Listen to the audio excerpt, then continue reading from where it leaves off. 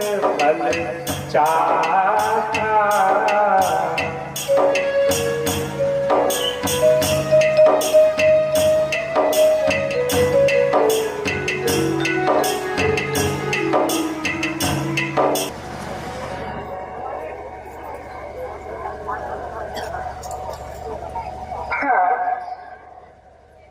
यह क्या?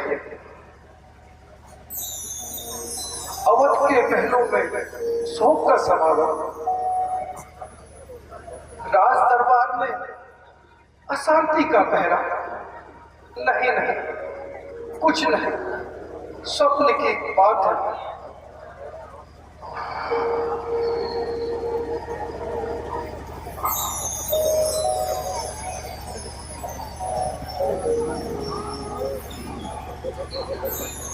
भैया, है फिर वही दृश्य, फिर वही मन को अधीर करने वाली लीला। राम वन की तैयारी। हे प्रभु, यह क्या हो रहा है? इस भयानक स्वप्न ने मुझे फिर भी ना सोने दिया। दिल धड़क रहा है, कलेजा धड़क रहा है। हे जगदीश, यह आज कैसा परिवर्तन होने वाला है?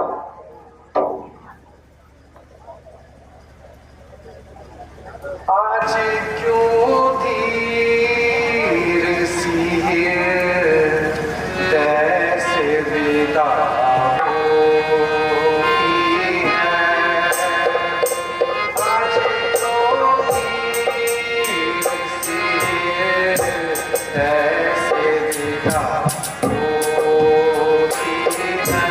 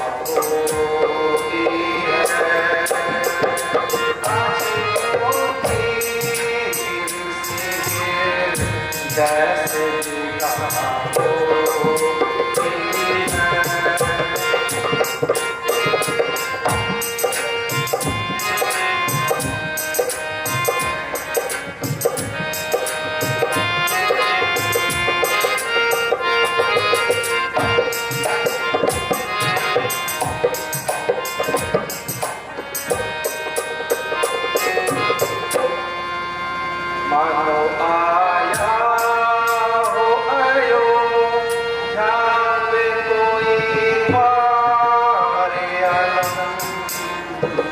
मानो आया हो अयोध्या में कोई मारे आलम।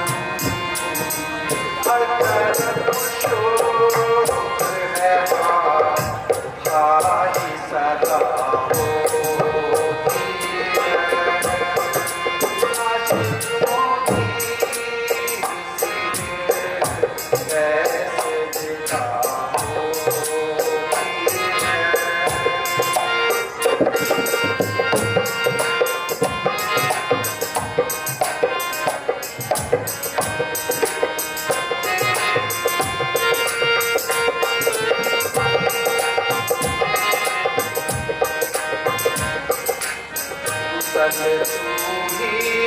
वहाँ पर मेरे विधाता रखना। वहाँ पर मेरे विधाता रखना। दयावान बने दया आज तो जैसे देना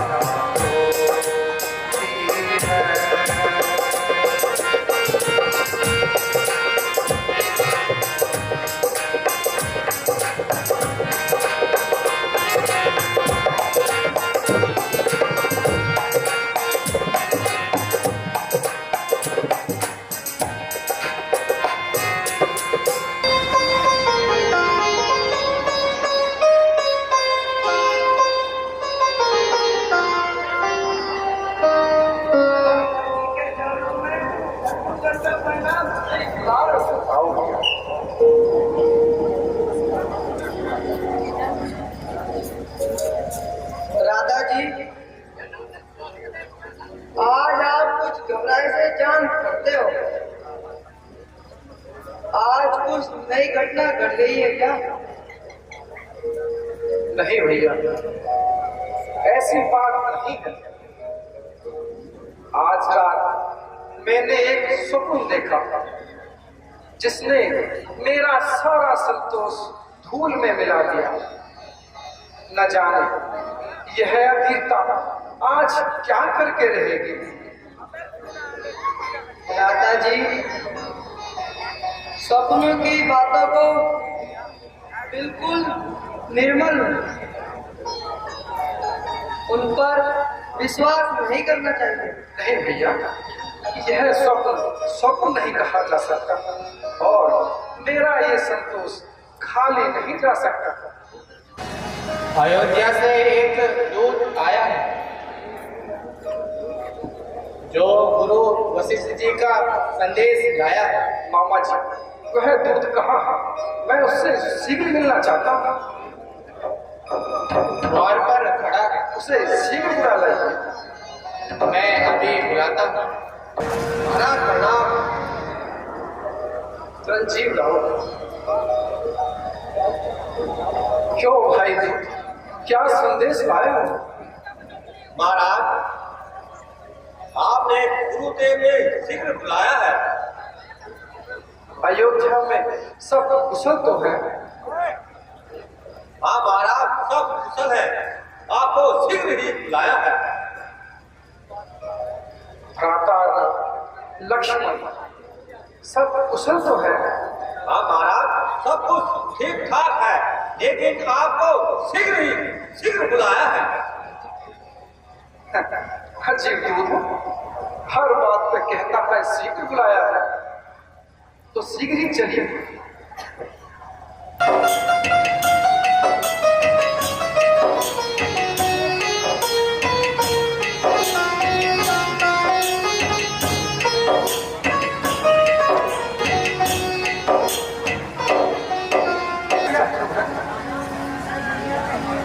अयोध्या का राजमार्ग मुझे नस्वर बना रहा है।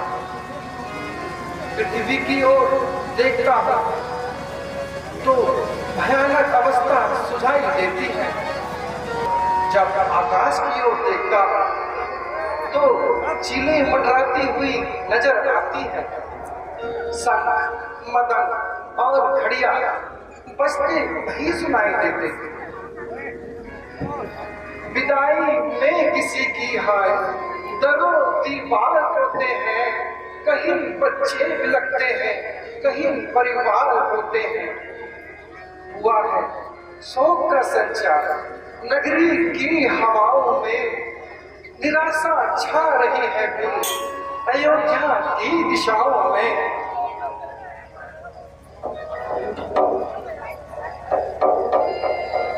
अयोध्या जी पे छाए गम के आसार कैसे है।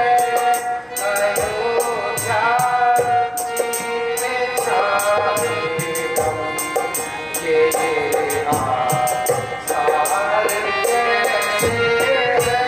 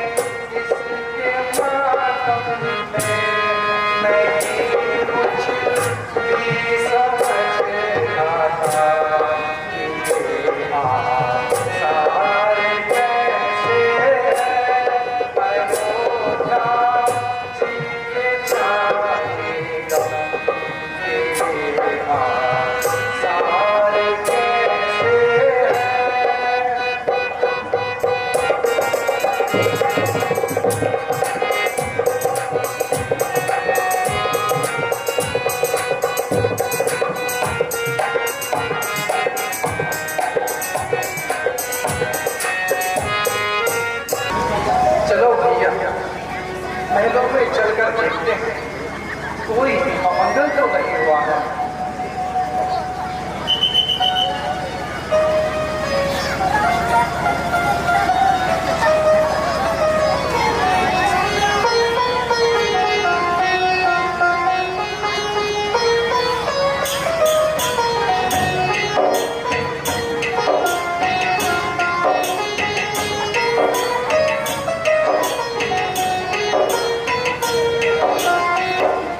माता जी के चरणों में भरत का प्रणाम स्वीकार है। आओ बेटा भरत, आओ बेटा, तुमने आने में बहुत ही विलंब कर दिया। कहो भरत, केकरीपुर में सब कुशल तो है? हाँ माता जी, सब प्रकार कुशल है, परंतु माता जी ये तो बताइए, भैया राम कहाँ और पिताजी कहाँ है, तथा यह नगरी की दुर्दशा कैसी है? बेटा, वैसे तो सब कुशल है। पहले आओ ना भरत, कुछ देर विश्राम कर लो, थोड़ा जलपान कर लो। मैं धीरे धीरे सब कुछ बता दूंगी। आखिर इसका क्या कारण है माता? दूध कहता था शीघ्र बुलाया है और आप कहती हो कि धीरे धीरे सब बताते हैं। भी जल्दी क्या है, मैंने सब कुछ ठीक ठाक कर रखा है। सब ठीक ठाक कर रखा है, इसका क्या कारण है? मैं कुछ समझा नहीं माता। बेटा भरत, तुम निश्चिंत रहो, मैं सब कुछ बता दूंगी। हाँ माता जी, शीघ्र बताइए। उनके दर्शन कर मेरा मन अवश्य ही निश्चिंत हो जाएगा। बेटा भरत, मैंने एक आपने कार्य बना रखा है और उसमें दासी मंत्रा ने भी आपका हाथ पकड़ाया है। मेरी समझ में कुछ नहीं आ रहा है माँ, आप आखिर कहना क्या चाहती हैं? बेटा, मंत्रा दासी ने मुझे बड़े ही उचित अवसर पर सावधान किया, नहीं तो भरत सारा कार्य बिगड़ जाता। फिर हाथ मलने के अलावा कुछ न बचता। आज तुम ये कैसी रहस्यमयी बातें कर रही हो माँ? पहले जो मैं कुछ पूछ रहा हूँ उसका जवाब दीजिए माँ। माता, पिताजी और भैया लक्ष्मण कहाँ है? और भ्राता राम कहाँ है माँ? पहले जल्दी बताइए। हाँ हाँ, कह तो रही हूँ कि मैंने सारा काम बना के रखा है, परंतु भरत उसमें एक बिगाड़ हो गया। क्या कहा? बिगाड़ हो गया? हे प्रभु, ये क्या बिगाड़ हो गया माँ? हे प्रभु, इस मंगल के समय कुछ अमंगल ना निकल जाए। बेटा, बड़े ही दुख की बात है कि महाराज ने मंगल के समय अपने प्राण त्याग दिए। क्या कहा माँ? पिताजी ने प्राण त्याग दिए? पिताजी,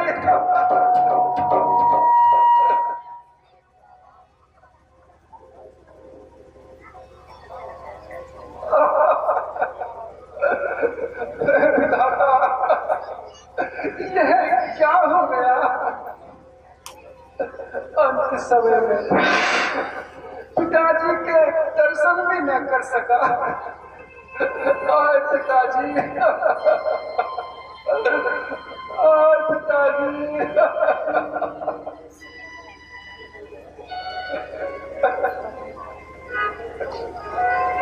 बेटा भरत उठो,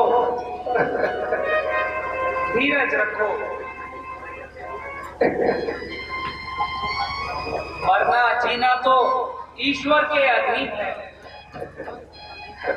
पिताजी,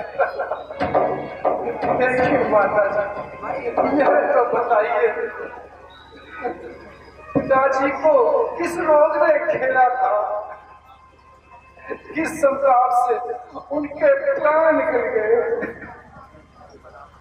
कुछ भी नहीं, केवल राम के वियोग में वे पागल से हो गए थे। इसीलिए राम का नाम लेते लेते स्वर्ग सिधार गए। है राम का वियोग? क्या भ्राता रामचंद्र जी यहाँ पर नहीं थे?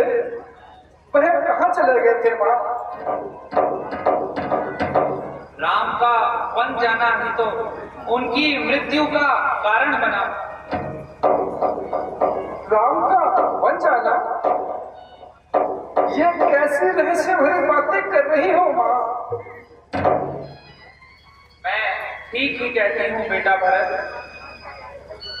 एक बार मैंने महाराज से 2 वर पाए थे, और जब राजा तुम्हारा अधिकार छीनकर अयोध्या का राज्य राम को देना चाहते थे,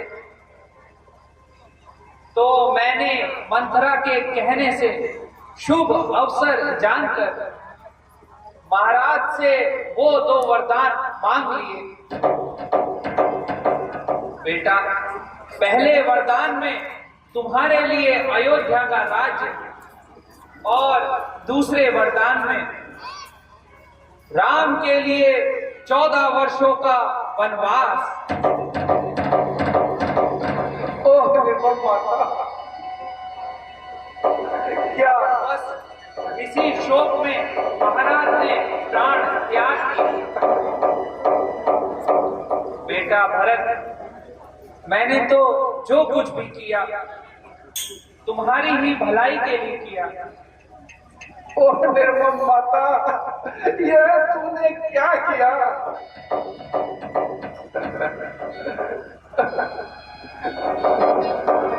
मरो ऐसी नयन माता, मरो ऐसी नयन माता, पठा दिए वन को मेरे दाता।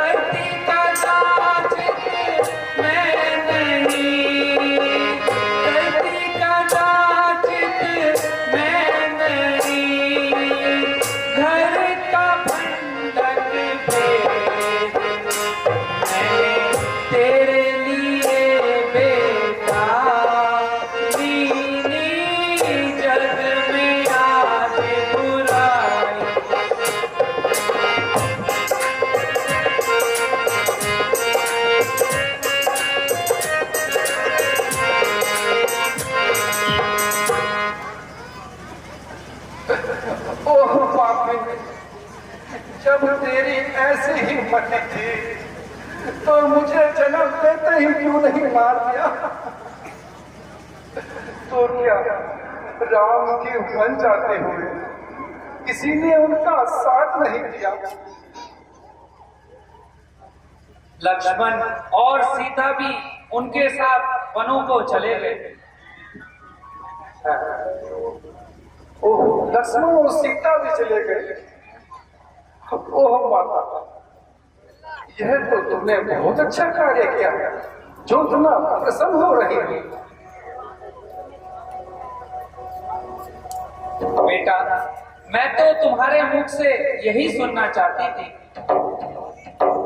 बेटा भरत, अब तुम इस राजकाज को संभालो। राज्य? जिस राज्य ने तेरी आंखों में चर्बी फेर दी, जिस राज्य के लोग ने तूने धर्म और अधर्म नहीं सोचा, वह राज्य मेरे किस काम का? मुझे तो राज्य तेरा पापी इसके बराबर है। जिसे तू राज्य कहती है वह कंकड़ और पत्थर है। अच्छा बेटा, क्या मेरी भलाई का यही बदला देते हो? पिलाया विष मुझे, अच्छा किया है प्यार तूने, उजाड़ा मुझको दुनिया से, किस उपकार से तूने?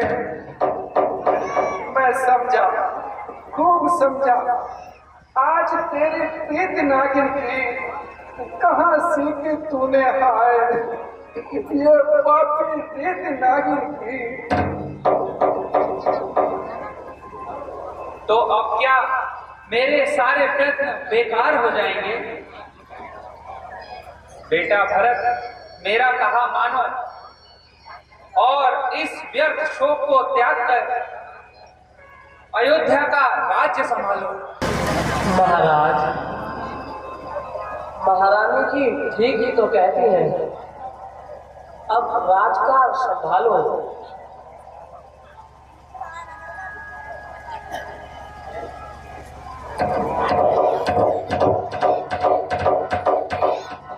नहीं भैया,